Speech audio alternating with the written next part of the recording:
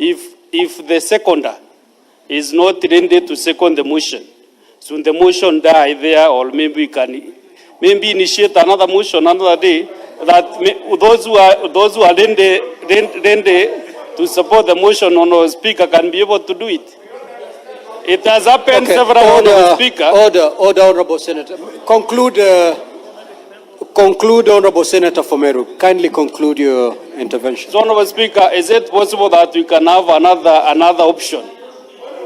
Can we have another option that also this motion can still be looked at in a different way, Mr. Speaker? Order, Honorable Senators. Order. Senator Fomeru, you have valid concerns, but those concerns are for the future. We have a situation to handle today. The majority leader had somebody to second his motion. The proposed person was the minority leader who did not second the motion. The majority leader did not appoint any other person. It is his motion. So allow me to read the ruling on the effect of lack of secondment of a motion as per our standing orders. Thank you. Now, honorable senators, as you may have noticed, the Senate Majority Leader moved the motion at order number 9 on today's order paper for the establishment of a special committee to investigate the proposed removal from office by impeachment of Honorable Eric Mutai, Governor of Kericho County. The motion failed to be seconded and therefore deemed to have been withdrawn pursuant to Standing Order 71 of the Senate Standing Orders. Now, honorable senators, as I communicated earlier by way of message, on the resolution of the Kericho County Assembly made on the 15th of August 2025 for the removal from office by impeachment of Honorable Eric Mutai, Governor of Kericho County, Section 33(3)A of the County Governments Act and Standing Order 81B of the Senate provide that the Senate may, by resolution, appoint a special committee comprising 11 of its members to investigate the matter or investigate the matter in plenary. The motion having been withdrawn, the route of a special committee is abandoned. The Senate will proceed to investigate the proposed removal from office by impeachment of Honorable Eric Mutai, Governor of Kericho County, in plenary pursuant to Section 33(a) of the County Governments Act and Standing Order 81B(2). Now, honorable senators, at its meeting held today, Wednesday, the 20th of August, 2025, the Senate Business Committee considered the provisional dates for this investigation in the event that the matter was to be investigated in plenary. In line with the schedule of activities for an impeachment hearing in plenary, I hereby give the following directions. A, the clerk to issue invitation to appear to the parties on Thursday, 21st of August, 2025. B, the parties to file their responses with the office of the clerk of the Senate by Monday, 25th of August, 2025 by 5 p.m. C, the clerk to circulate documents received from the parties, including the plenary hearing program, to all honorable senators by close of business on Tuesday, 26th of August, 2025. And lastly, the Senate shall then investigate the matter in plenary on Wednesday, 27th of August, 2025, Thursday, 28th of August, 2025, and Friday, 29th of August, 2025. The Senate is hereby accordingly guided. Thank you.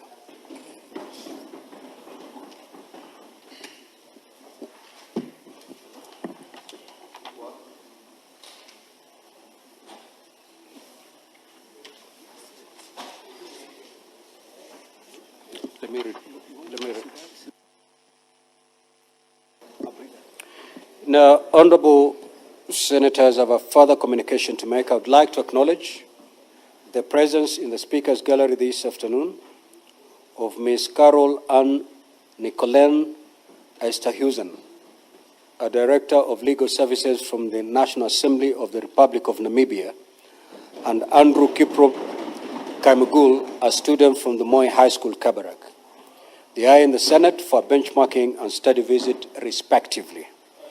Now, honorable senators, in our usual tradition of receiving and welcoming visitors to Parliament, I extend a warm welcome to them, and on behalf of the Senate and on my own behalf, wish them a fruitful visit. I will call upon Senator Boni to extend a word of welcome, and also Senator Eddie Okech to do likewise. Mr. Speaker, thank you for the honor. We all know the great history of Namibia and the people of Namibia. It is therefore my pleasure, Mr. Speaker, to welcome the young lady, and I hope that she's going to be able to meet her expectations here in Kenya. Welcome and thank you, Mr. Speaker.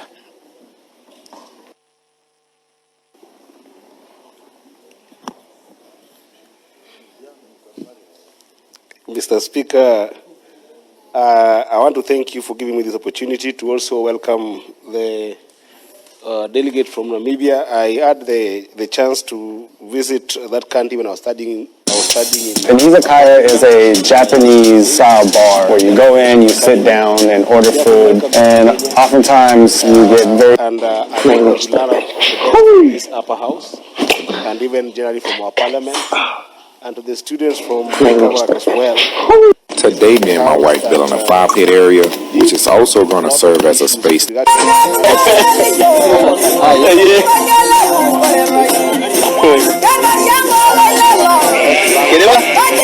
And therefore, we also welcome you to learn as much as you can from Parliament. And I thank you, Mr. Speaker, for that opportunity. I hope they'll have a good time in Senate.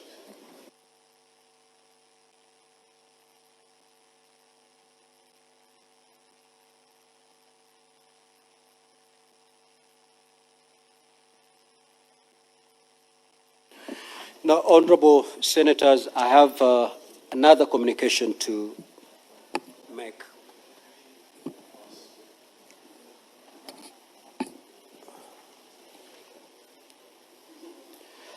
Now, honorable senators, the leadership of the Senate across the political divide met today, this morning, Wednesday, the 20th of August, 2025. And during that meeting, the leadership noted with grave concern the allegations of bribery and extortion made against the institution of Parliament in general and the Senate in particular.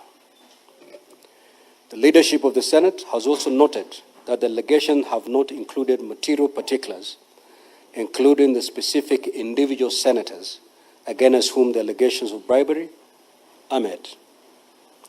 Senators are called to a very high office of responsibility and accountability, and are required under the Constitution to live up to a very high standard of integrity and accountability. This is the thrust of a number of provisions of the Constitution, including Articles 1, Sub-Article 3, and Articles 10, as well as Chapter 6 of the Leadership and Integrity of State Officers. Senators take and subscribe to an oath of office to obey, respect, uphold, preserve, protect, and defend the Constitution. It follows, therefore, that allegations of bribery and extortion made against senators merit the most urgent and deliberate action and intervention. Honorable senators, to fight corruption requires a systematic and integrated approach in which all organs of the government collaborate and cooperate to the extent of their respective spheres. To this end, while there exist constitutional and statutory agencies for preventing, detecting, and prosecuting corrupt acts, and while the judiciary adjudicates on such matters, the legislature too has robust mechanisms for addressing the vice. Now, honorable senators, as you are aware, the Parliamentary Powers and Privileges Act, Cap 6 of the laws of Kenya, has an elaborate framework for Parliament to deal with errant legislators. Section 15, subsection 5 of this Act mandates the Committee of Powers and Privileges, which is chaired by the Speaker, either of its own motion or as a result of a complaint made by any person, to inquire into the conduct of a member whose conduct is alleged to constitute breach of privilege in terms of Section 16 within 14 days of receipt of that particular complaint, and to make recommendations to the House for its appropriate action. Part of the conduct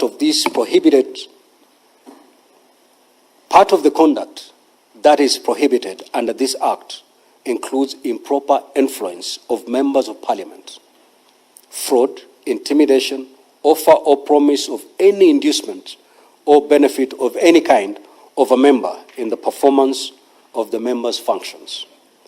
It is prohibited for members to solicit, receive, or accept any fee, compensation, gift, reward, favor, or benefit of any kind for undertaking or for going to undertake their functions. Honorable Senators, for the Senate to invoke this framework, it is most helpful that the information available to the executive and other organs and agencies or other persons is shared with the Senate. As the Speaker of the Senate, I have not received any complaint or information relating to bribery or extortion or any other corrupt practice against a senator from a member of the executive, ministries, department, or agencies of government, a governor, or other county government agencies. If I do receive such complaint, I am obligated and I will take the necessary stern action without delay. Now, honorable senators, concerns have also been expressed about the manner in which Senate has prosecuted its mandate relating to the impeachment hearings for the proposed removal of state officers. The conduct of the Senate in matters impeachment is a matter of public record. It does not show any consistent pattern of acquittal or confirmation of impeachment charges. Of the 19 impeachment proceedings that the Senate has undertaken since 2014, in 8 instances, the Senate has found the charges against the state officer to have been substantiated and has confirmed the impeachment. While in 9 instances, the Senate has found the charges not to be substantiated and has not confirmed the impeachment against the state officers. Notably, in 2 instances, the Senate has dismissed the proposed impeachment for failure to meet the threshold of the law. The Senate has conducted the impeachment proceedings in accordance with the Constitution and the laws and has made its determination on the basis of the evidence and the law. I repeat, the Senate has conducted the impeachment proceedings in accordance with the Constitution and the law and has made its determination on the basis of the evidence and the law. In respect, as in the matters, in this respect, as in the other matters, the Senate welcomes information of any evidence of inducement or other impropriety by any senator for appropriate action in this regard. Honorable Senators, in the course of the last 1 week, statements have been made questioning the constitutional mandate of the Senate to oversight a particular category of state officers, namely county governors. It has been contended that the oversight role of the Senate should be limited to the national government and that oversight over county governors is a preserve of county assemblies. Article 96 of the Constitution sets out as part of the role of the Senate to represent the counties and to protect the interests of counties and their governments. Article 96, Subarticle 3 is explicit that the Senate determines the location of the national revenue among counties as provided for in Article 217 of the Constitution and exercises oversight over national revenue allocated to county governments. I repeat that one. Article 96.3 is explicit that the Senate determines the allocation of the national revenue among counties as provided for in Article 217 of the Constitution and exercises oversight over national revenue allocated to the county governments. That is the Constitution. Furthermore, Article 125 of the Constitution decrees that either House of Parliament and any of its committees has power to summon any person to appear before it for the purpose of giving evidence or providing information. This is exactly what the Senate has been doing and will continue doing.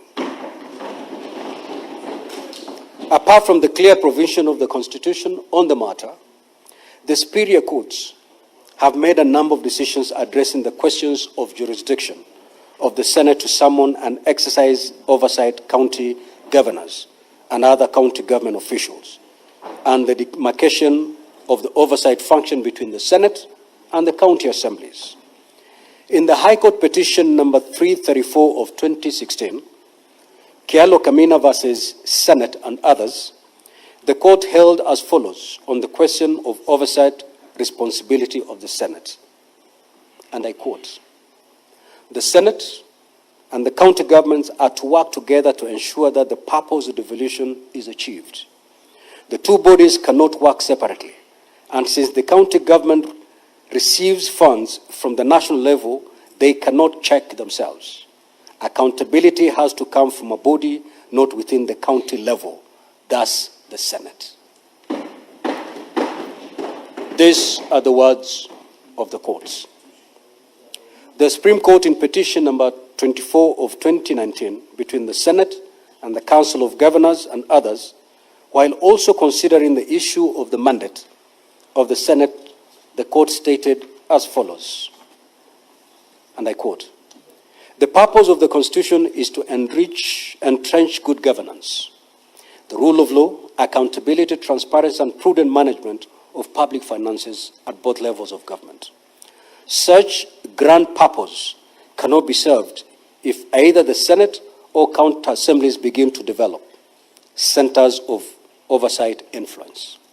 In this regard, the county assemblies provide the first tier of oversight, while the Senate provides the second and final tier of oversight." This is a pronouncement by the court. In the end, the Supreme Court held that in the performance of its oversight role over county revenue, the Senate has powers to summon county governors to answer any question or provide and requisite information. On this matter of the oversight jurisdiction of the Senate, therefore, the Senate cannot yield or concede. Unless the Constitution is amended, the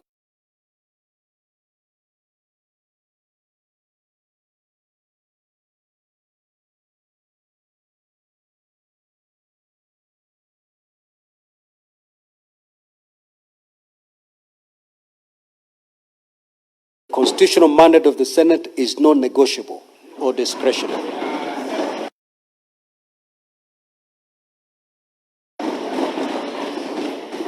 It is a solemn trust invested on the Senate, while the Senate will continue to discharge faithfully and without fear or favor. Now, honorable senators, let me conclude by making an impassioned plea to the executive, other agencies of government, county governments, and other persons that it is incumbent on all of us to protect the institution of the legislature, which is the cornerstone of democracy. Holding the legislature to account and requiring the highest standards of integrity is laudable, but it needs to be followed by collaborative action with the legislature itself by favoring the appropriate officers of the legislative arm with information available to the executive and to other agencies so that the legislature can invoke mechanisms at its disposal to take swift and stern action against errant members. The executive, as well as other agencies and all persons, should also support the Senate in its oversight role in defense of the devolved system of government, which our people so painstakingly weaved together for themselves in order to address the disparities and inequalities and other injustices of previous centralized constitutional order. I thank you, honorable senators.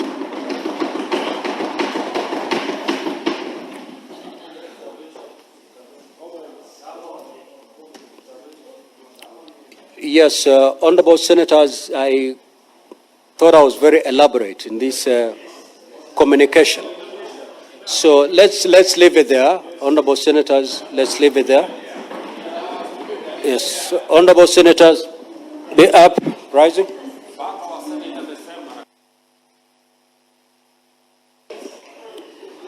Now, honorable senators, there being no other business on the order paper, the Senate stands adjourned until Wednesday, 27th of August, 2025 at 9:30 a.m.